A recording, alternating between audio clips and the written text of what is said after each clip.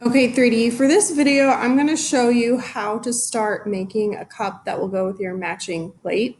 So the first thing you need to do is make a stencil for the height and length of your cup. Okay, you will make that out of drawing paper.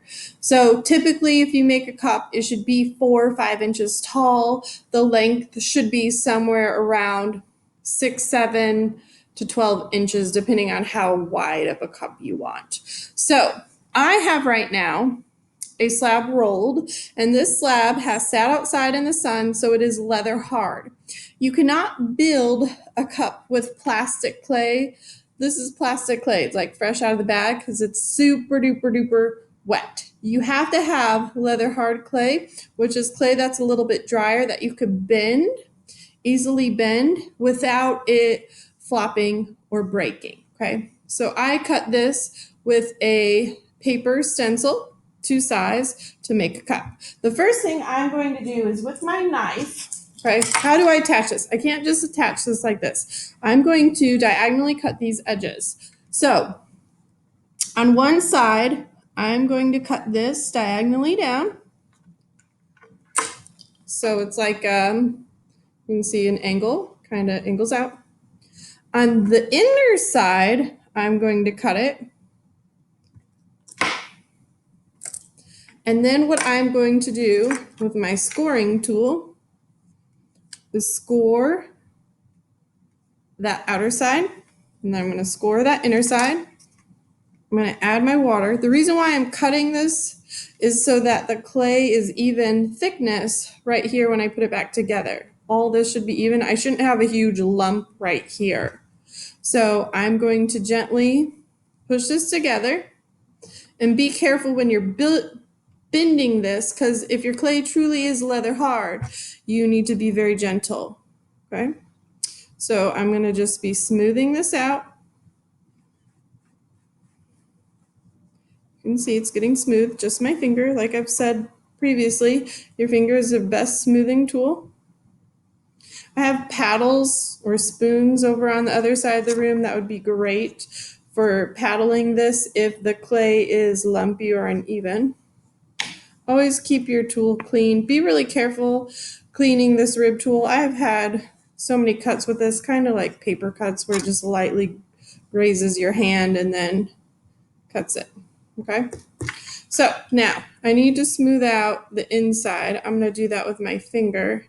So I'm just going to carefully blend this around.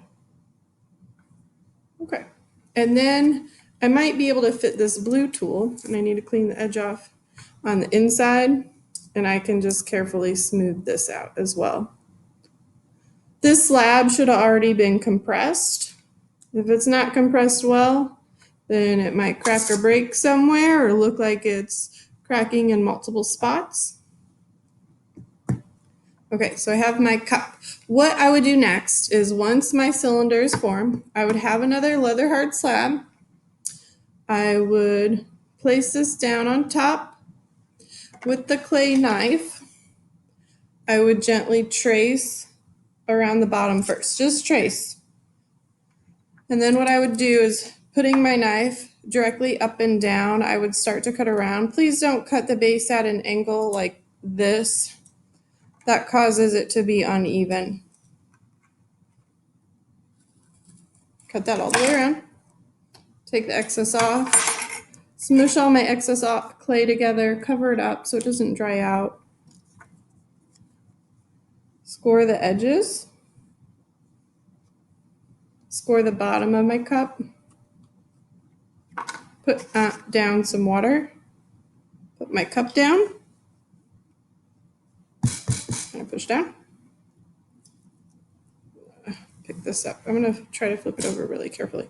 If this is really leather hard, this will be flat. This should not sag in at all. What I'm going to do very carefully is start to push or pull up and make this nice and even.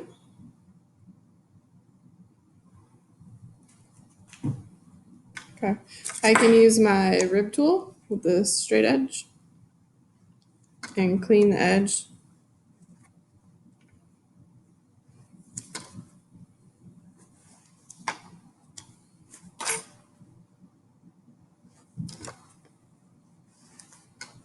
going all the way around. It's kind of like icing a cake. Every time I do this, you can see I'm just quickly picking the clay off of my tool.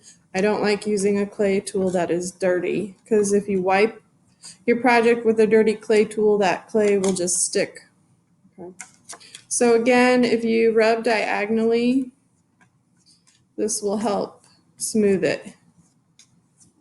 Diagonally up. Now, the inside of the cup. How do I get in the bottom of that? Well, you can put a coil in there, or if your hand fits, you can really carefully, and my hand fits in here, you can carefully rub. Some kids will find a clay wooden tool stick that fits down there, and I just carefully smoothed it out. Okay. So the next thing I need to do is even out the lip. I'm carefully pinching over and over and over again so that this is even thickness. Okay, I'm gonna just glide my fingers over it.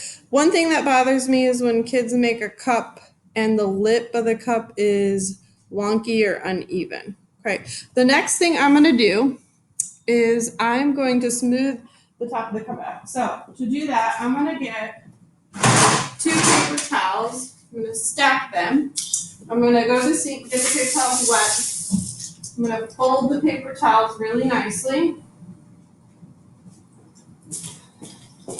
And then what I'm gonna do, so I have them folded, they're wet. I'm going to, I'll fold it one more time.